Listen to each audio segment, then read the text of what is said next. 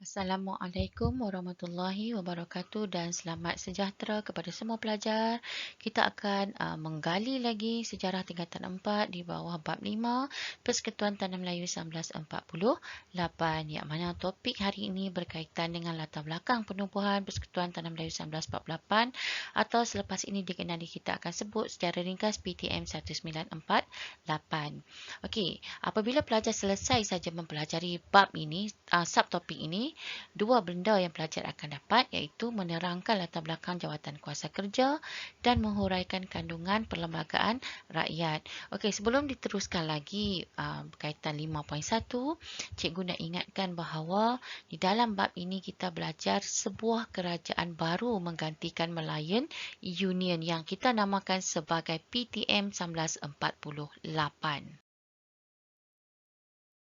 Baiklah, untuk subtopik 5.1, latar belakang penubuhan Persekutuan Tanah Melayu 1948. Okey, para pelajar kena faham bahawa Melayu Union telah pun dibubarkan kerana orang Melayu, Raja-Raja Melayu semua pakat menentang. Jadi British nak tubuhkan satu kerajaan barulah yang diberi nama Persekutuan Tanah Melayu. Jadi persekutuan tu apa? Persekutuan tu diberi nama kerana kita gabungkan beberapa buah negeri di bawah satu unit pentadbiran. Jadi nak buat kerajaan baru kena ada satu undang-undang. Jadi undang-undang itu telah dirangka oleh Jawatan Kuasa Kerja. Okey. Namun begitu dalam subtopik ini juga pelajar akan tengok bahawa apa yang dilakukan oleh Jawatan Kuasa Kerja ini telah ditentang oleh satu golongan yang mana mereka ada satu perlembagaan baru yang dinamakan Perlembagaan Rakyat.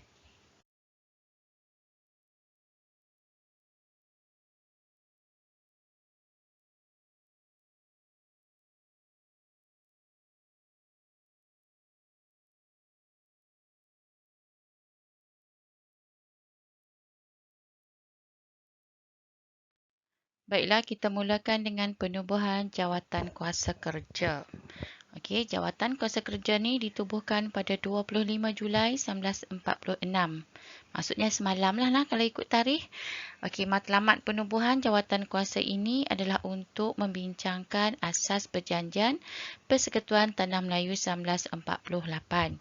Okey, selalu dah soalan tanya mengapa Jawatan Kuasa Kerja ditubuhkan. Kena ingat jawapan dia membincangkan asas perjanjian Persekutuan Tanah Melayu 1948. Okey, jawatan kuasa ni terdiri daripada wakil raja, wakil UMNO dengan pegawai kanan British. Jadi perincian siapakah wakil raja, wakil UMNO dan pegawai kanan ada di bahagian bawah tu. Contoh kalau wakil Raja Melayu kita ada daripada Perak, Selangor, Kedah dengan Kelantan. UMNO kita ada Datuk Wan Jaafar, Datuk Abdul Rahman Muhammad Yassin, Haji Megat Yunus. Manakala wakil kerajaan kita ada Ketua Setiausaha Melayu Union, A.T. Newbold, K.K. O'Connor, W.D. Goodsall, Dr. W. Lineham, A. Williams, D.C. Waterston. Okey, semua ini menjadi ahli dalam jawatan kuasa kerja. Okey, kita lihat pula apakah cadangan jawatan kuasa kerja kepada kerajaan British. Jawatan kuasa ni mulakan tugas pada awal bulan Ogos 1946 selesai sehingga November 1946. Jadi mereka telah mencadangkan yang pertama menyatukan semua negeri Melayu dalam satu pentadbiran dan dua buah negeri selat. Yang kedua memulihkan kedudukan dan kedaulatan Raja-Raja Melayu, menjaga kedudukan istimewa orang Melayu dan kepentingan sah kaum lain, menubuhkan Dewan Perundangan bagi setiap negeri, mengenakan syarat kewarganegaraan yang ketat. Jadi ini adalah cadangan untuk membentuk sebuah kerajaan baru menggantikan Malayan Union. Jadi bila pelajar baca 1 sampai 5 kena faham lagu ni. Ini adalah gambaran macam mana rupa kerajaan baru untuk menggantikan Malayan Union. Okey, seperti yang dimaklumkan di awal tadi bahawa jawatan kuasa kerja yang mencadangkan asas perjanjian Persekutuan Tanah Melayu 1948 yang dipilih oleh British, yang dilantik oleh British, telah mendapat tentangan daripada satu golongan penduduk Tanah Melayu dan kita panggil mereka sebagai golongan nasionalis Melayu radikal. Okey, golongan ini telah membidas. Bidas maksudnya menentanglah kerajaan British kerana menjalankan perundingan secara tertutup dengan UMNO. Mereka berpendapat British telah mengetepi PKMM daripada jawatan kuasa kerja tersebut. Golongan ini bergabung membentuk Pusat Tenaga Rakyat yang disebut sebagai Putera. Okey, maksud ayat macam ni lah. Jawatan kuasa kerja yang dipilih oleh kerajaan British tadi hanya ada parti UMNO, wakil parti UMNO. Jadi golongan pemimpin yang lain rasa tak puas hati. Dia berkata, kenapa tak ambil ahli yang lain? Seolah-olah macam ahli PKMM. Ada pemimpin, kenapa tak pilih? Jadi dia pun membentuklah satu pertubuhan baru yang dinamakan Putera. Di dalamnya ada PKM, API, Geram, Hizbul Muslim, Batas dan Awas. Baiklah, bukan setakat orang Melayu radikal sahaja menentang penubuhan jawatan kuasa kerja. Sebaliknya, golongan bukan Melayu juga menentang dan mereka ini dikenali sebagai All Malaya Council of Joint Action atau kita sebut sebagai AMCJA. Okey, pengerusinya bernama Tan Cheng Lock dan mereka menganggap bahawa British ni macam terlalu tunduk kepada tuntutan UMNO. Jadi, apa yang mereka fikirkan bahawa jawatan kuasa kerja yang British bentuk itu tidak demokratik. Demokratik ni maksudnya macam tak adil lah. Okey, kenapa tak adil? Nanti kita jawab dekat bawah tu. Okey, sekarang ni disebabkan mereka telah menentang penubuhan jawatan kuasa kerja, maka AMCJA ni telah bergabung dengan Putera. Jadilah gabungan itu disebut sebagai Putera AMCJA yang mana terdiri daripada PMFTU, MDU, MIC. Okey, ini bagi AMCJA. Kenapa mereka anggap jawatan kuasa kerja itu tidak adil? Kerana tidak mempunyai wakil bukan Melayu. Okey. Apa yang mereka nampak bahawa jawatan kuasa kerja yang membuat asas perjanjian Persekutuan Tanah Melayu 1948 itu sebagai tidak demokratik, maksudnya tak adil. Yang kedua, lebih kepada mengukuhkan kuasa British dan yang ketiga bersifat perkauman. Jadi, gabungan putera AMCJA telah mengumumkan kepada British mereka akan menentang perlembagaan itu secara terbuka. Okey, tadi kita ada sebut bahawa jawatan kuasa kerja yang ditubuhkan oleh British itu ditentang oleh golongan Melayu radikal. Jadi, siapakah mereka ini? Apa sumbangan mereka kepada tanah air kita? Okey, mula-mula sekali kita kena faham. Golongan nasionalis Melayu. Nasionalis maksudnya para pemimpin pejuang lah, pejuang Melayu yang mana perjuangan mereka ini lebih keras berbanding UMNO. Okey, mereka ni bertujuan membebaskan tanah air daripada penjajahan. Mereka nak satukan seluruh tanah Melayu dan mereka enggan berkompromi. Berkompromi maksudnya bekerjasama. Jadi kita baca enggan berkompromi maksudnya tidak mahu bekerjasama dengan penjajah. Jadi golongan ini telah memperjuangkan hak bagi semua kaum dalam sebuah negara. Dan perjuangan mereka telah disuarakan dalam Akhbar Suara Rakyat. Okey, pelajar boleh tengok dalam buku teks juga apakah dia maksud radikal. Radikal ni hanya digunakan oleh British. Orang Melayu zaman dulu tak labelkan mereka tu sebagai Melayu radikal.